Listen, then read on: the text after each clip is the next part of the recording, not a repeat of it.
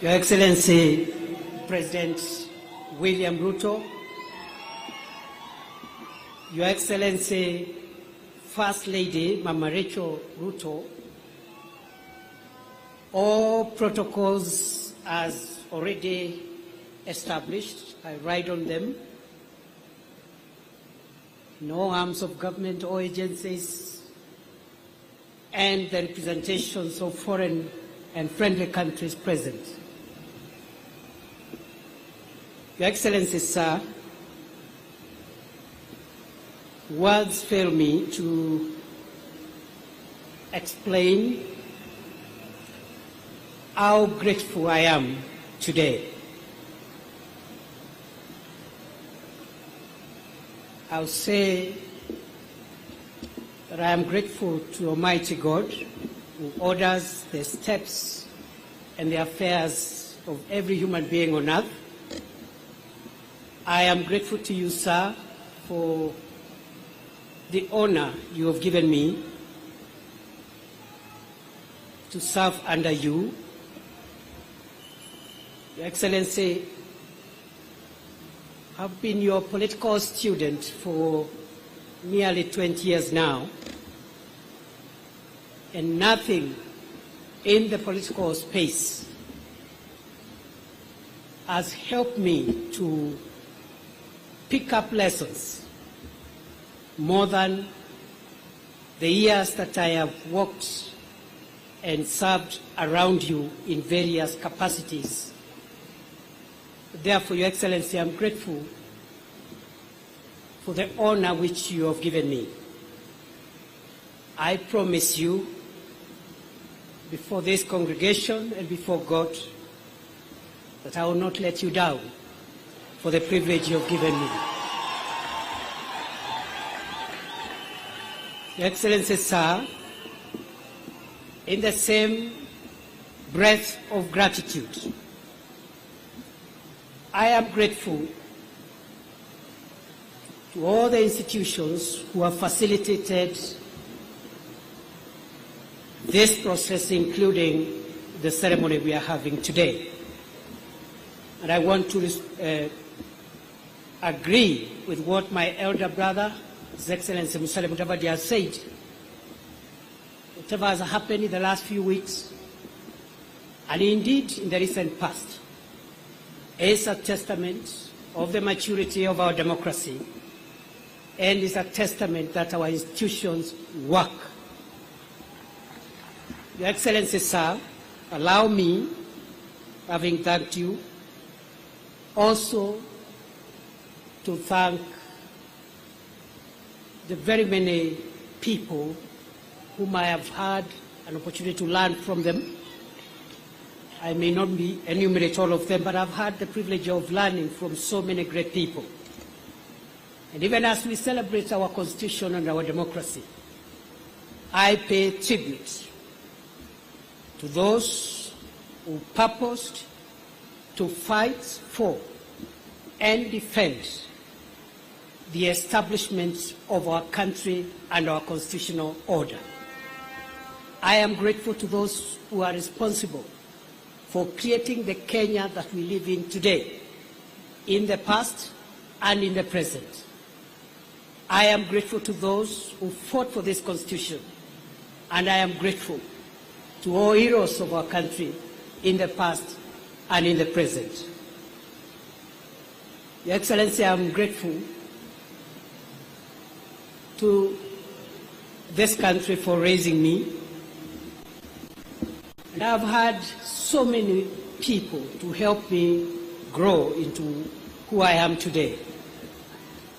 And therefore, as I discharge the burden that you have placed me, Your Excellency, the burden you have placed on my shoulders, I am grateful that I will discharge that burden with the benefit of having grown and continuing to grow under the feet of not just my father and mother who gave birth to me, but the many elders of their generation who helped me to shape and make me what I am today over time.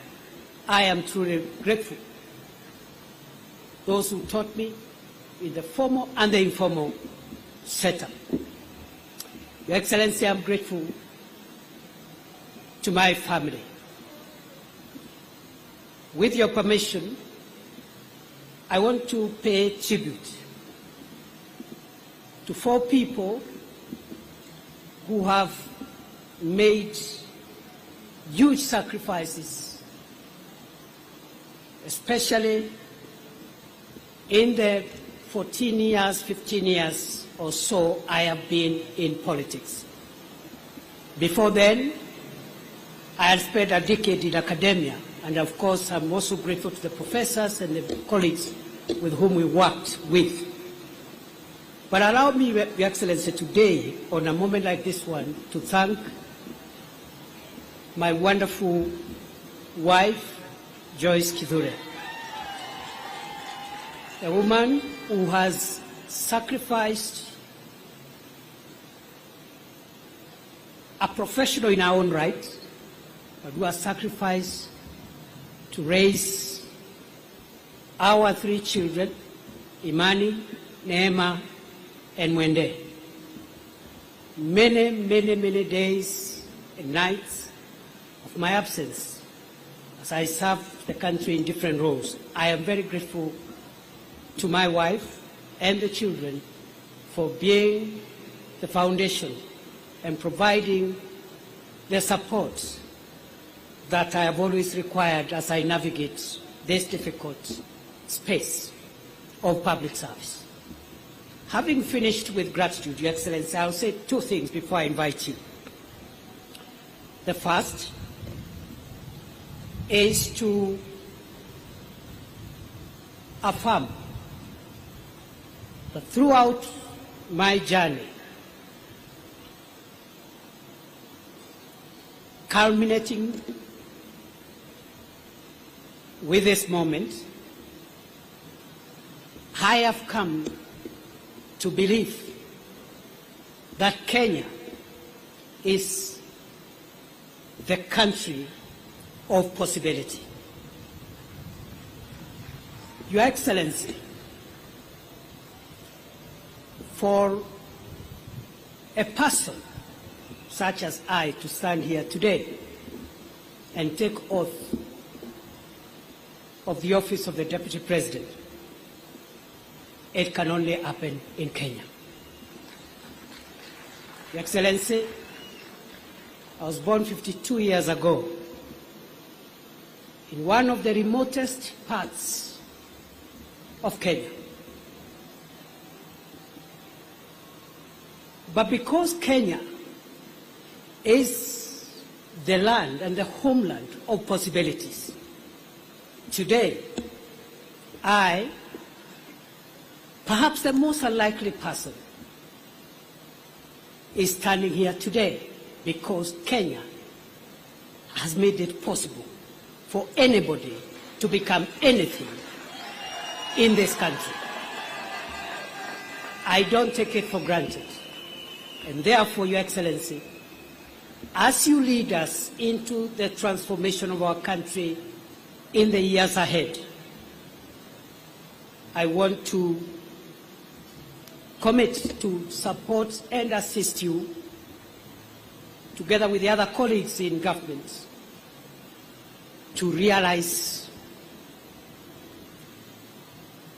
a Kenya that has even greater opportunities, a more inclusive Kenya, a more democratic Kenya, and a more transformed Kenya. Your Excellency, I'm grateful because of the opportunity that Kenya provides for anyone to aspire to be anything. And therefore, there is no reason going forward why any person from anywhere, from whatever community, creed, religion, should not aspire to become anything in our country, because I am a testament that Kenya is the homeland of possibilities. Finally, Your Excellency, I have reflected on the words of the oath of office I've taken, both the oath of allegiance and also the oath for due execution of the functions of the office of the Deputy President. And in that regard, I want to commit to you, as I end my remarks, I want to commit to you before this congregation and before the Almighty God, who is acknowledged in the Constitution, that I will serve under you and provide you with the assistance and support you require to take this country to the next level. I commit I will be loyal and faithful. I will try the best of my ability to work hard together with the other colleagues to lighten the burden that you carry on your shoulders, Your Excellency. And therefore, I think for me, today is, if I may say so, a day when I have received the highest honor yet of my life. And I don't take that for granted. I want to pray that God will give me wisdom to do what I must.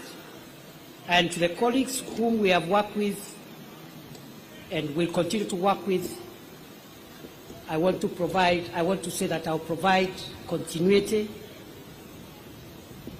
so that we can be able to all work together and deliver for this country. I forgot, Your Excellency, to thank, when you gave me the task the last 2 years of serving in the Ministry of Interior, there are wonderful people whom I have worked with. Ngao, the police, the prisons, immigration, and all the departments and agencies in the Ministry of Interior. The little successes that we could have achieved, I attribute those successes to my colleagues.